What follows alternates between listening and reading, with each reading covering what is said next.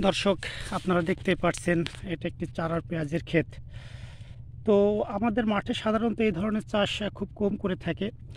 তো যেগুলো করেছে তার ভিতরে সবথেকে উন্নত বা মানের জাত এবং করেছেন এই ছেলেটি। তো দেখতেই পাচ্ছেন এখানে পেঁয়াজ কতটা ঘন, অত্যাধিক বলা যায় যে 1 ইঞ্চি বাই 1 ইঞ্চি পেঁয়াজের চারা রোপণ করছেন, যার ফলশ্রুতিতে সেচ সার সব কিছুই ঠিকঠাক দিয়েছেন এবং খেতে যথেষ্ট ভালো হয়েছেন। তো আপনারা দেখতেই পাচ্ছেন যে পেঁয়াজের জমিনে কত ঘন একটা ক্ষেত তৈরি করছেন।